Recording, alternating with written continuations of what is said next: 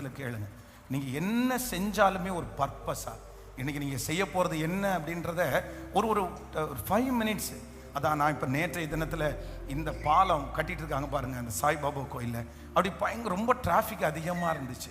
ஆனால் ரொம்ப வேகமாக தான் செய்கிறாங்க. நம்முடைய இதை பொறுத்த அளவுக்கு ரொம்ப வேகமாக அந்த வேலையை செய்கிறாங்க. ஆனால் அது கிட்டத்தட்ட 7-8 மாதமாக செய்கிறாங்க, இன்னும் முடியல. இன்னும் ஒரு 6-7 மாதம் வேலை இருக்கும். ஆனால் இதே பாலத்தை பார்த்தீங்கன்னா ஜப்பானோ இல்லை சைனாவோ இந்த மாதிரி இவ்வளோ லென்த்தான ஒரு பாலத்தை ப்ராஜெக்ட் எடுத்தாங்க அப்படின்னு சொன்னால் அவங்க மோஸ்ட்லி ஒரு 3 days இல்லைன்னா ஒரு 15 நாள், 3 நாள் 15 நாளுக்கு மேலே இவ்வளோ பெரிய பாலத்தை அவங்க கட்டவே மாட்டாங்க. ஆனால் இதை விட ஸ்ட்ராங்காக கட்டுவாங்க, இதை விட பெருசாக கட்டுவாங்க, இதை விட காஸ்ட் கம்மியாக கட்டுவாங்க. எப்படி அவங்களால பண்ண முடியுது?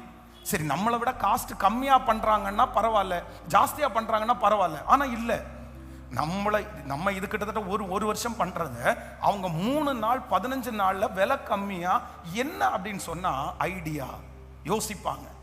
நிறைய யோசித்து நிறைய திட்டம் போட்டு அவங்க வந்து பிளானிங்க்கு நிறைய டைம் எடுப்பாங்க. ஆனால் அதை கொண்டு வர்றதுக்கு அதை செய்கிறதுக்கு வந்து ரொம்ப டைம் கொஞ்சமாக எடுப்பாங்க. ஆனால் நம்ம நிறைய என்ன பண்ணுவோம் தெரியுமா? செய்கிறதுக்கு ரொம்ப டைம் எடுப்போம், ஆனால் யோசிக்கவே நமக்கெல்லாம் போகும்போது உதிக்கிறது தான்.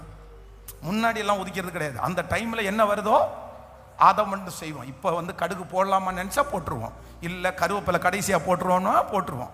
அந்த வரைமுறையெல்லாம் எப்படியும் கருவேப்பிலைன்னு ஒன்று கேட்கல, அது ஏன் போடுறோம், எதுக்கு போடுறோம், இதுக்கு போடலாமா, அதெல்லாம் இல்லை, இருக்கு உருவி போடுறோம். அப்படிதான் நம்ம நிறைய பேர் பழகிட்டோம். ஆனால் இல்லை, சிலர் என்ன பண்ணுவாங்கன்னா ஃபர்ஸ்டே. அதனால ஆண்டவர் தான் இந்த வருஷத்தினுடைய கடைசியில் கர்த்தர் நம்மளை ஜெபிக்க வைத்திருக்கிறார். அதனால எல்லாமே சொந்தத்திற்காகவோ ஜாதிக்காகவோ எதுக்காகவும் பார்க்காதீங்க. நீங்கள் நல்லா வாழணும், அதுதான் ஃபர்ஸ்ட். கர்த்தர் நம்மளை நல்லா வச்சிருக்க விருப்பப்படுறாரு. நம்ம சந்தோஷப்படுறத பார்த்து அவர் சந்தோஷப்படுறாரு. நமக்காக இவ்வளவும் செஞ்ச ஆண்டவர் நம்ம துக்கத்தோடு இருக்கிறத விரும்புவாரா? நம்ம கவலையோடு இருக்கிறத விரும்புவாரா? கண்டிப்பாக சொல்கிறேன், ஆண்டவர் விரும்பவே மாட்டார். நம்மளை நல்லா வைப்பார். கர்த்தர் கிருபையாய் வாக்கு கொடுக்கிறார், நீ துன்பத்தை கண்ட நாட்களுக்கு சரியான உன மகிழ்ச்சி ஆக்குவேன், சரியான உன மகிழ்ச்சி ஆக்குவேன். நம்மளை மகிழ்ச்சியாக்குற தேவன் நம்மோடு கூட இருக்கிறார். ஆமென்.